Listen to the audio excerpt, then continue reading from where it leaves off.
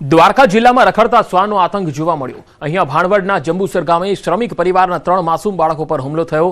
વાડી વિસ્તારમાં ખેતમજૂરી કરતા પરિવારના 1 બાળક અને 2 બાળકીઓને શ્વાને બચકા ભરતા ઈજાગ્રસ્ત થયા। 2 વર્ષીય ગણેશ, 5 વર્ષીય આરતી અને 7 વર્ષીય રાધાને હાથ, પગ અને માથાના ભાગે ઈજા પહોંચી છે। સ્થાનિકોમાં ભયનો માહોલ છે। લોકોમાં રખડતા શ્વાનોની સમસ્યા સામે ભારે રોષ છે। 3 માસૂમ બાળકોને 108 એમ્બ્યુલન્સ મારફતે જામખંભાળિયાની સિવિલ હોસ્પિટલ લઈ જવાયા। હોસ્પિટલની અંદર તબીબો દ્વારા જરૂરી સારવાર આપવામાં આવી। તો ભાણવડના જંબુસર ગામમાં રખડતા શ્વાનનો આતંક। વધુ માહિતી મેળવીએ દ્વારકાથી સંવાદદાતા મુકુંદ મોકરિયા જોડાયા છે। મુકુંદ, 3 બાળકો પર શ્વાને જે રીતે હુમલો કર્યો છે, આ કોઈ પહેલી ઘટના નહીં હોય, કારણ કે વારંવાર દ્વારકા જિલ્લામાં આવા બનાવો બનતા રહ્યા છે।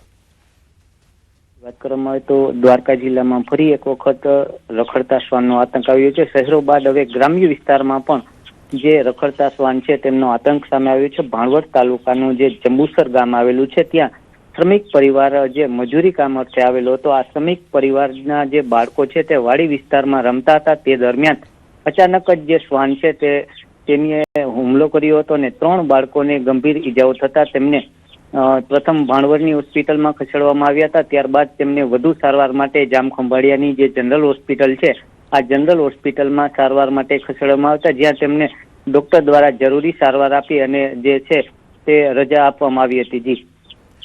જી આભાર મુકુંદ, માહિતી આપવા માટે। ગીર સોમનાથમાં વેરાવળ ફાયરિંગ કેસમાં મોત થયું। જાવીદ વાંદરીનું સારવાર દરમિયાન મોત થયું। જૂનાગઢ હોસ્પિટલમાં જાવીદ વાંદરીએ દમ તોડી દીધો। તાલાલા રોડ રેલવે ક્રોસિંગ પાસે ફાયરિંગ થયું હતું। માથામાં ગોળી વાગતા હાલત ગંભીર બની હતી। જાવેદ સામે અગાઉ ગુજસી ટોકનો ગુનો પણ દાખલ છે। તો આ તરફ ફાયરિંગની ઘટનાના સીસીટીવી ફૂટેજ પણ સામે આવ્યા। ગઈકાલ સોમનાથ ટોકીઝ નજીક બપોરે 1 કલાકે તુરક સમાજના પ્રમુખ પર ફાયરિંગ થયું હતું। આ ફાયરિંગમાં 4 થી 5 લોકો હોવાનું ગીર સોમનાથ એસપીએ જણાવ્યું હતું। આ પ્રમાણે સીસીટીવીમાં પણ દેખાઈ રહ્યું છે। તો જાવીદ વાંદરીનું સારવાર દરમિયાન મોત થયું છે। કુલ ફાયરિંગમાં 3 થી 4 લોકો હતા। પોલીસે સૌપ્રથમ જ્યારે આ ગુનો રજીસ્ટર્ડ કર્યો ત્યારે ખૂનની કોશિશનો ગુનો રજીસ્ટર્ડ કરેલો અને આર્મ્સ એક્ટ હેઠળ અને જે ફરિયાદ છે એ આપને મંચાણે મૂકેલ છે એ અનુસંધાને ગુનો દાખલ કર્યો। ત્યારબાદ હમણાં સમાચાર એવા મળ્યા આજે ભાઈ છે જાવીદભાઈ નું મૃત્યુ થયું છે, એટલે કલમ ઉમેરાની પ્રોસિજર કરી છે અને હત્યાની કલમનો પણ ઉમેરો છે। તો માથામાં ગોળી વાગતા હાલત ગંભીર બની હતી, જેમાં એકનું મોત થયું છે। ગોળી મારનારા જે શખ્સો હતા તેમાં 4 થી 5 લોકોનો સમાવેશ થાય છે। વેરાવળ ફાયરિંગ કેસમાં જાવીદ વાંદરીનું મૃત્યુ થયું છે, ત્યારે આ સમગ્ર મામલે હવે તપાસ સઘન બનાવી દેવાઈ છે। સીસીટીવી પણ જોઈ શકાય છે, જેમાં ફાયરિંગ કરનારા શખ્સો દેખાય છે, જેમાં 4 થી 5 લોકો હોવાનું સામે આવ્યું છે। ગીર સોમનાથ એસપી પણ આ સમગ્ર બનાવને લઈને તપાસના આદેશ આપી દેવાયા છે। સીસીટીવી ફૂટેજ સામે આવ્યા છે, તેને લઈને હવે ગુજસી ટોકનો જે ગુનો છે એ જાવેદ સામે અગાઉ નોંધાયેલો છે, એવી પણ એક વાત સામે આવી છે। ત્યારે હવે જોવાનું એ છે કે તાલાલા રોડ રેલવે ક્રોસિંગ પાસે જે ફાયરિંગ થયું, આ તત્વો કોણ હતા, તેમને શું અદાવત હતી અને આ સમગ્ર મામલામાં હવે આગળ કઈ રીતે તપાસ થશે એ જોવું રહ્યું।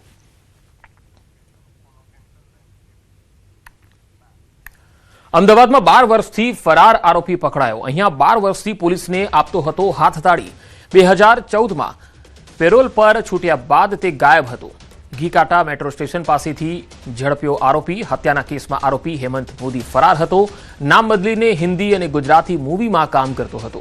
સપોર્ટિંગ એક્ટર અને નાટકોમાં પણ કામ કરી રહ્યો હતો। આ ફરાર આરોપી સ્પંદન મોદીના નામથી ફિલ્મોમાં કામ કરતો હતો। તેઓએ હિન્દી અને ગુજરાતી ફિલ્મોમાં અભિનય કર્યો છે, જેમાં હિન્દી ફિલ્મોમાં તેમણે કબસ્ટર ફિલ્મ, ઢક્સ ઓફ હિન્દુસ્તાન અને જયેશભાઈ જોરદાર જેવી ફિલ્મોમાં મહત્વની ભૂમિકાઓ પણ ભજવી છે। આ સાથે 53મું પાનું, કોઠી 1947 અને ફૂલ સ્ટોપ જેવી લોકપ્રિય ગુજરાતી ફિલ્મોમાં પણ અભિનય કર્યો હતો। તો હત્યાના કેસમાં આરોપી ફરાર હતો અને વિચાર કરો કે તેને નામ બદલીને મૂવીમાં પણ રોલ કરી લીધો, ત્યાં સુધી ક્યાંય કોઈને ખબર ન પડી। આ પ્રકારે સ્થિતિ છે કે લોકો અંજામ આપી દે છે ગુનાને અને ત્યારબાદ 12 વર્ષથી ફરાર થઈ જાય છે। નામ બદલીને ફિલ્મોમાં કામ કરવા લાગે છે, જાહેરમાં દેખાય છે, મંચ ઉપર બી આવે છે, પણ છતાંય ખ્યાલ નથી આવતો કે આ વ્યક્તિ મોટો આરોપી છે। પેરોલ પર છૂટ્યા બાદ તે ગાયબ થઈ ગયો હતો। 2014માં હત્યાના કેસમાં તે ફરાર હતો અને આરોપી હેમંત મોદી છે, જે નામ બદલીને અલગ અલગ જગ્યાઓ પર રહેતો અને ફિલ્મોમાં કામ કરતો। ગુજરાતની અનેક ફિલ્મોમાં તેણે અભિનય કર્યો છે। પંચમહાલમાં સાયબર ફ્રોડના કરોડોના કૌભાંડનો પર્દાફાશ થયો. શહેરા પોલીસના મ્યુલ હન્ટ ઓપરેશનમાં 3 આરોપીઓ પકડાયા છે. પીડીસી બેંકના પૂર્વ બેંક ઓફિસર સહિત યુપી બિહારના શખ્સોની ધરપકડ પણ કરાઈ છે. ફેક બેંક એકાઉન્ટથી તેઓ કરોડોની હેરાફેરી કરતા હતા. માત્ર 35 દિવસમાં 3.27 કરોડથી વધુના ટ્રાન્ઝેક્શનનો ખુલાસો થયો છે. 804 કરોડના સાયબર સ્કેમ સાથે જોડાણ હોવાનું પણ સામે આવ્યું. કેરળના સાયબર ક્રાઇમ કેસ સાથે પણ આ ગેંગ જોડાયેલ હોવાની માહિતી છે. વાવ-થરાદમાં ડ્રગ્સના કાળા કારોબારનો પર્દાફાશ થયો છે. વાવ-થરાદ એસઓજી ટીમે વાહન ચેકિંગ દરમિયાન શંકાસ્પદ કારને રોકી તપાસ કરતા અંદાજે 2 લાખથી વધુની કિંમતનું 66.75 ગ્રામ એમડી ડ્રગ્સ સાથે 3 આરોપીઓને ઝડપી લીધા. પોલીસે ડ્રગ્સ, કાર અને અન્ય સામગ્રી મળી 7,12,750 રૂપિયાનો મુદ્દામાલ જપ્ત કર્યો. ઝડપાયેલો મુખ્ય આરોપી સુરેશ ત્રિવેદી થરાદ નગરપાલિકાના ભાજપના વોર્ડ નંબર 5ના નગરસેવક મહેશ ત્રિવેદીનો સગો ભાઈ હોવાનું સામે આવતા રાજકીય માહોલ ગરમાયો છે. પોલીસે એનડીપીએસ એક્ટ હેઠળ ગુનો નોંધીને તપાસ હાથ ધરી છે. એસઓજી ગ્રુપના માણસો થરાદ પોલીસ સ્ટેશન વિસ્તારમાં વાહન ચેકિંગમાં હતા. તે દરમિયાન એક સ્વિફ્ટ ગાડી નંબર GJ1RW 4004 રોકી તપાસ કરતા માદક પદાર્થ મેફેડ્રોન 66.750 ગ્રામ, જેની કુલ કિંમત છે 2,250,000 રૂપિયા, કુલ 7,250,000ના મુદ્દામાલ સાથે થરાદ પોલીસ સ્ટેશન ખાતે એનડીપીએસ એક્ટ હેઠળ કાર્યવાહી કરવામાં આવેલ છે. અને હવે વાત ડીઝલના ડખાની.